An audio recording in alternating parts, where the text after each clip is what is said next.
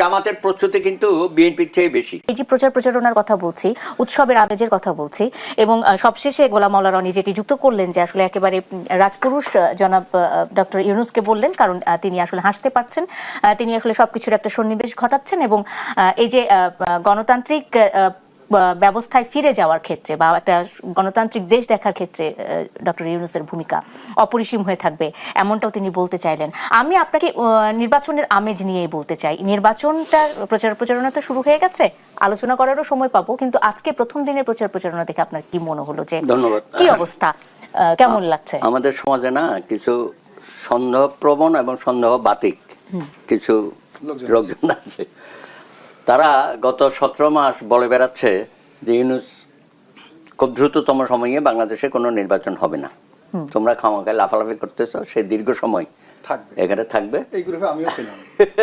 এবং আন্তর্জাতিক শক্তি তাকে বসেইছে, কন্টিনিউ করবে, এবং তার মাধ্যমে ব্যবসা বাণিজ্য যা আছে সব মোটামুটি বিভিন্ন দেশ তার কাছ থেকে নিয়ে নেবে এবং নিজেও করবে।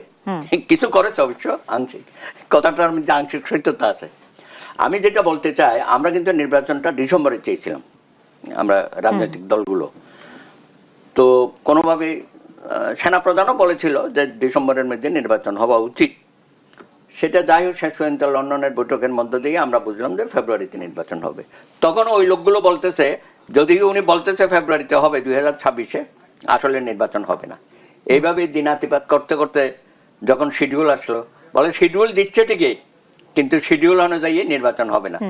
নমিনেশন হয়ে গেল, উইথড্রল হয়ে গেল, এখনো বলে 12 তারিখে নির্বাচন হবে কিনা।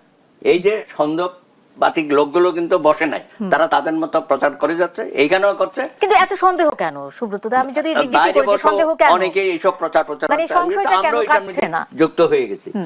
এখন বলবে কি, হ্যাঁ 12 তারিখ নির্বাচন হবে, তবে ক্ষমতা হস্তান্তর হবে না। ওই যে গ্রামে একটা কথা ছিল না, ওই ছেলেরা পরে কলেজে বলে যে কলেজ থেকে পার হইতে পারবে না, পাশ করতে পারবে না, পাশ করলে বলবে যে চাকরি পাবে না, চাকরি পাবে যে বেতন পাবে না, তারপর বলবে যে বিয়ে করতে পারবে না। আমাদেরও এই বাতিকে হয়েছে।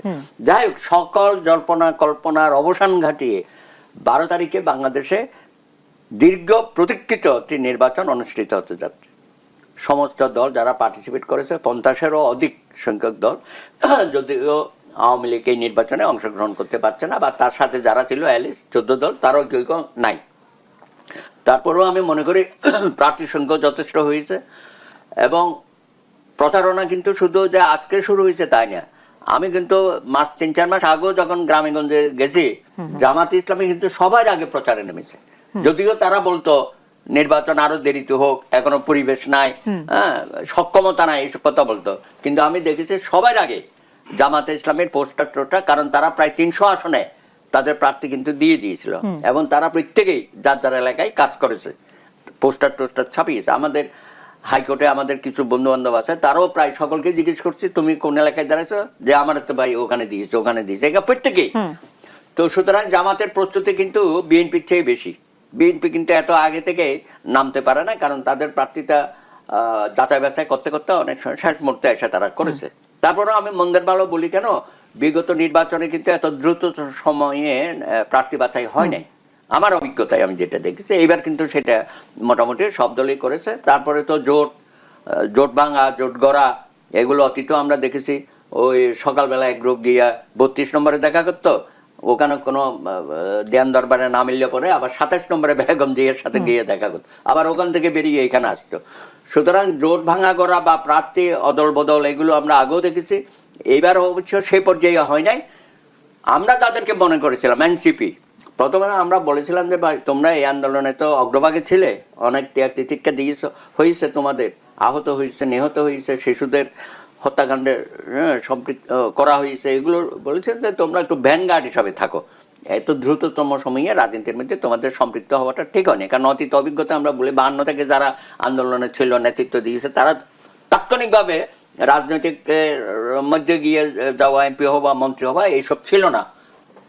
কিন্তু এইবারে আমরা সেটা দেখলাম, এবং এর পেছনে কিন্তু মাস্টার মাইন্ড হচ্ছে প্রধান উপদেষ্টা, তিনি উৎসাহিত করেছেন।